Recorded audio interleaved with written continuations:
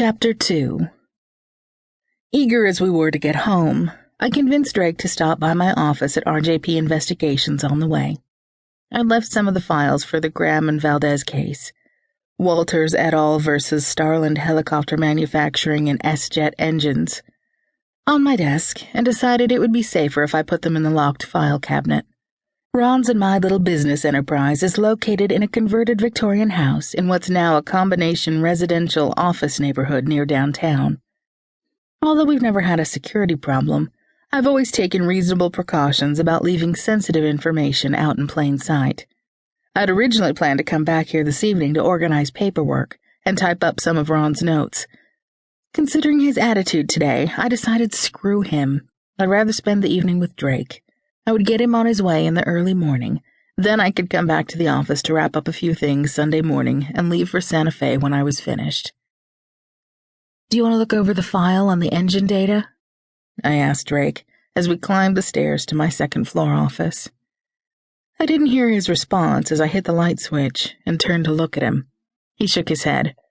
"Not now." "Sorry, I know this is kind of hard for you." "It's just that Mike Walters and I worked together several fire seasons. He was a good pilot. I can't stand the idea that all those lawyers are trying to place blame with him, and I just can't believe the accident was his fault." "I know, and it wasn't.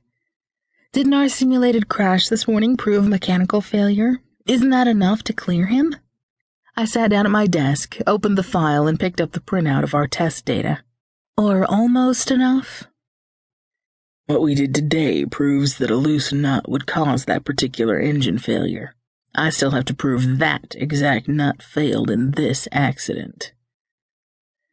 And Ron continued to put pressure on Drake to hurry the investigation. I watched his profile and saw the jaw muscle flexing. This was the first instance where the firm's work had caused friction between my husband and my brother. "It's okay.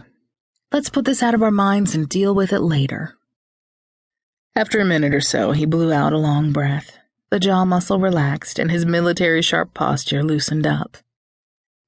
"Look, there's nothing here I can't do in the morning. Let's grab some dinner." I gathered the folders quickly and took them to the fireproof file cabinet in Ron's office. "Pedro's?" I asked, knowing he'd hear the hopeful tone. "Sure." A couple minutes later, I'd locked the drawers and switched out the light. Drake rubbed the back of my neck as we walked down the hall toward the kitchen together, a silent apology for his testy attitude earlier. I slipped my arm around his waist and pulled closer to him. We locked the back door and drove in Drake's pickup truck the few blocks to Pedro's Mexican restaurant near Old Town. By the time we'd walked in and got our first whiff of green chili and tortilla chips, the earlier conversation had receded to the back of my mind. When Pedro brought our customary margaritas with extra salt, my stomach began to growl. "No Rusty tonight?" Concha, Pedro's wife, waitress, and chief cook, asked as she set plates of steaming green chili chicken enchiladas in front of us.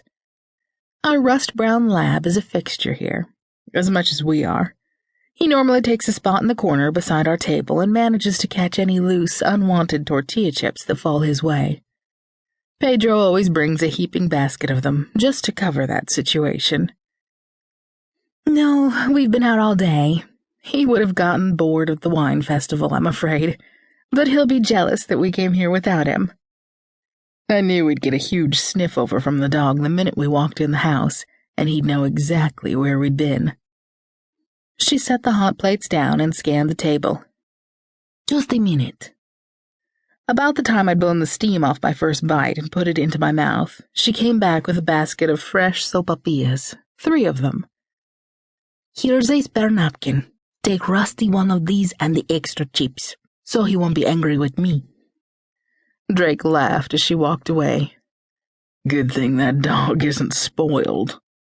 I pulled one corner off my little pillow-shaped pastry and let the steam billow out. As I poured honey into the hollow interior, I told Drake, "Well, I'm not performing this part of the routine for the dog." Can you imagine what a mess he'd make?